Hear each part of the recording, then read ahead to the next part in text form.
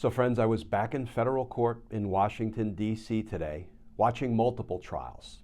I watched some of the Proud Boys seditious conspiracy trial. I watched opening statements in what is now the third trial against members of the Oath Keepers organization for their role in the insurrection. And we continue to see the boots of the insurrection, the foot soldiers of the insurrection being tried, convicted, and imprisoned. But we have yet to see a single minute of accountability for any of the suits of the insurrection. Let's talk about that, because justice matters.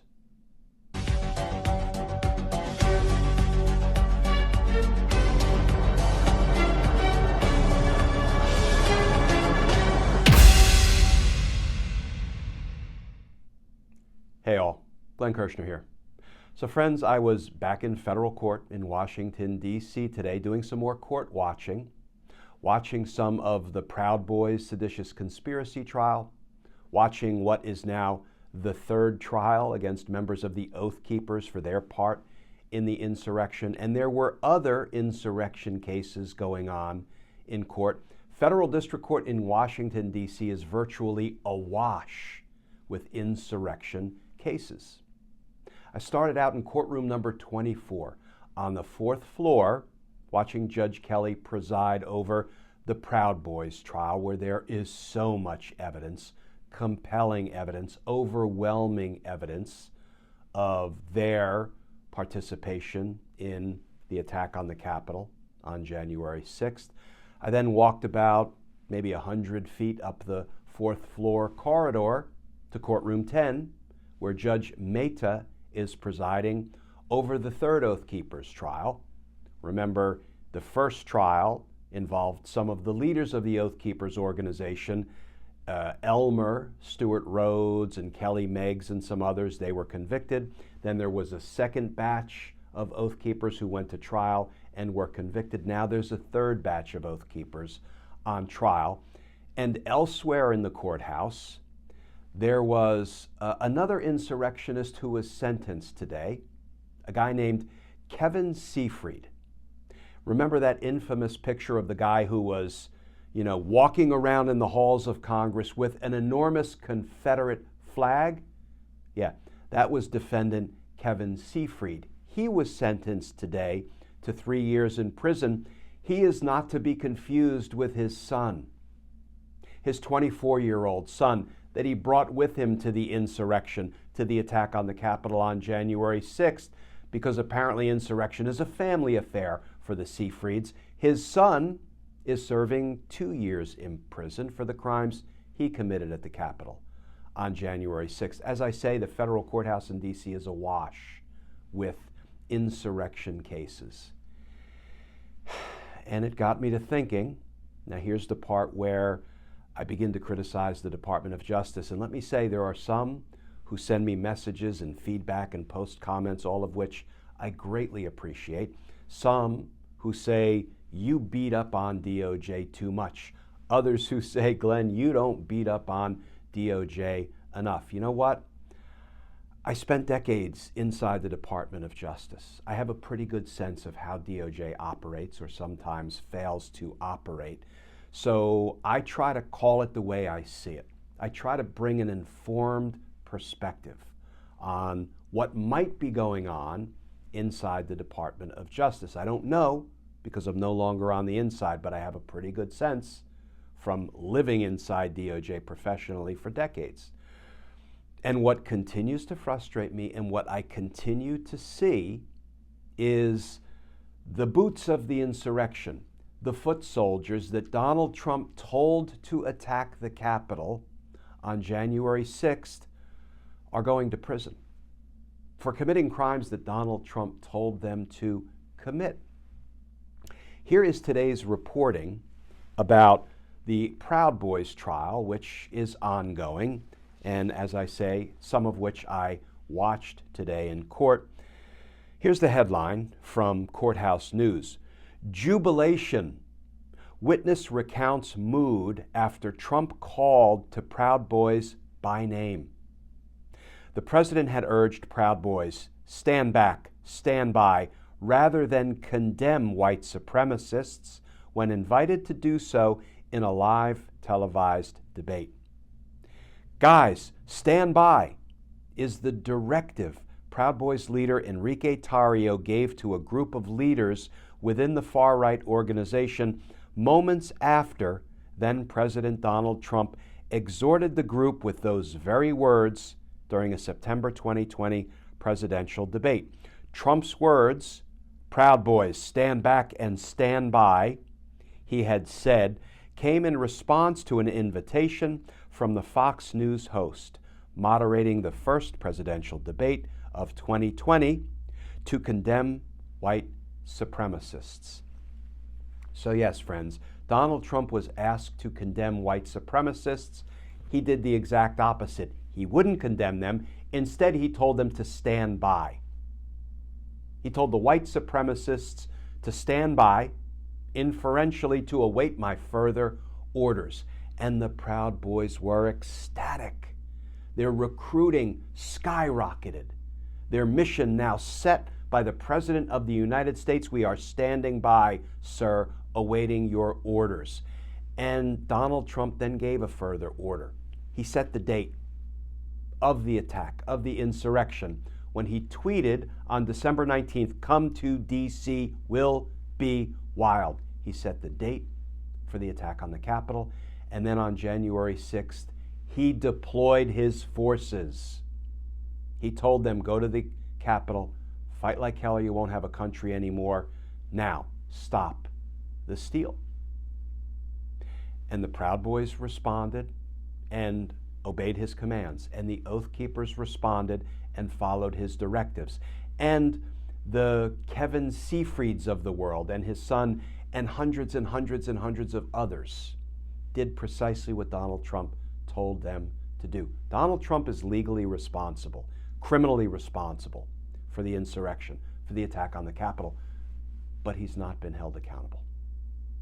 Others, the low-level soldiers, right, the boots of the insurrection, are going to prison. Donald Trump's playing golf and, by the way, running for the presidency again. And here is my overwhelming sense from spending yet additional time in court today watching the boots of the insurrection being tried, and I can all but guarantee they will be convicted, just like everyone who has gone before them. They've all been convicted.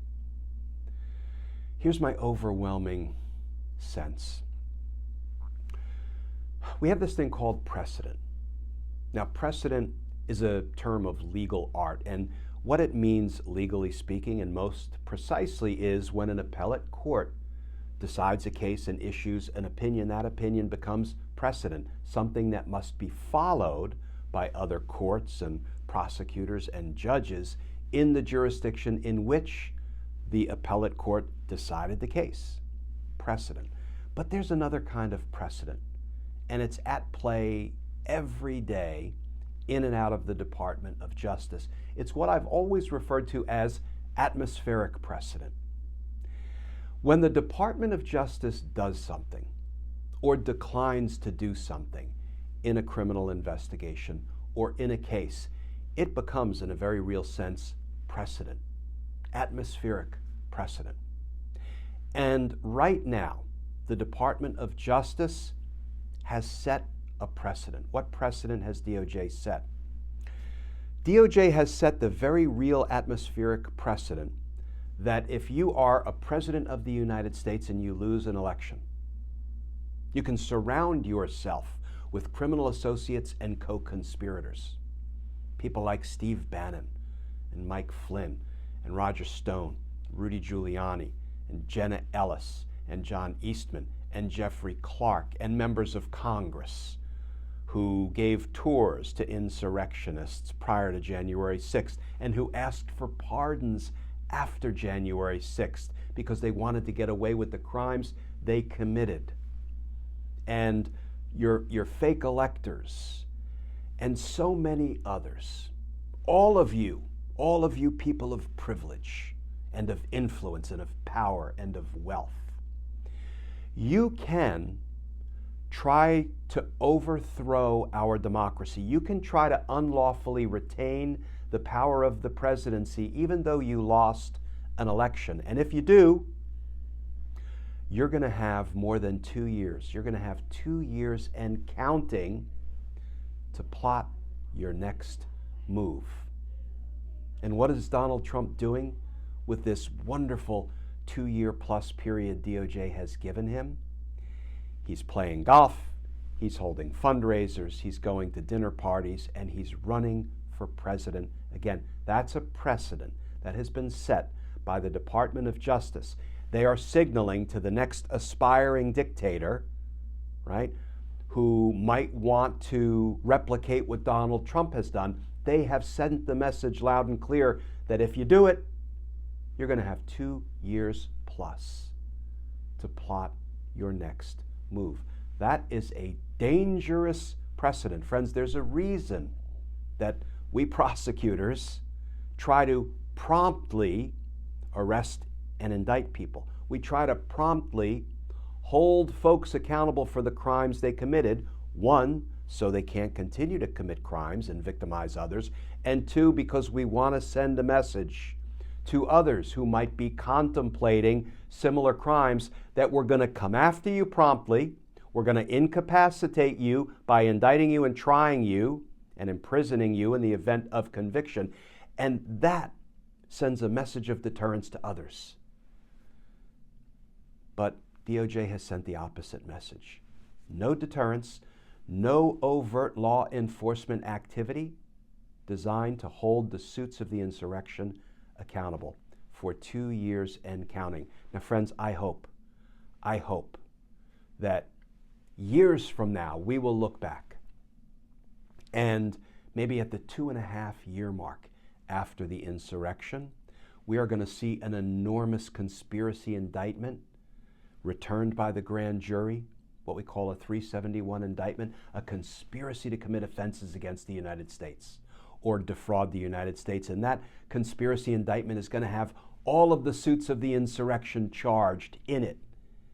And they're going to be convicted or they're going to plead guilty and cooperate. And years from now, we can look back and say, it took a long time. It took too long, but at least we got there. That is my fervent hope for our nation. But as of right now, we don't see any signs of it. And please make no mistake about it, friends. I'm not saying the Department of Justice is not hard at work investigating the suits of the insurrection, intending to hold them criminally accountable for the crimes they inarguably committed. I'm not saying they're not doing that. We don't know. I think we have to assume that they are. But we have seen no outward signs of it. That's troubling because some of these suits should have been locked up. Some of these suits should have been indicted, and we should see the DOJ concretely working its way up the criminal ladder, and we're not seeing it. We're not seeing it. Maybe they're intending to do it in one fell swoop, big old 371 conspiracy. That is my fervent hope. And if they're not intending to do it, then the next insurrection, which will come, because DOJ will have given it permission if they don't hold this insurrection accountable. The next insurrection will succeed. If we don't charge Donald Trump and company for their crimes, we will be giving away our republic. And I, for one, don't want to see that happen. Because justice matters. Friends, as always, please stay safe. Please stay tuned. And I look forward to talking with you all again soon.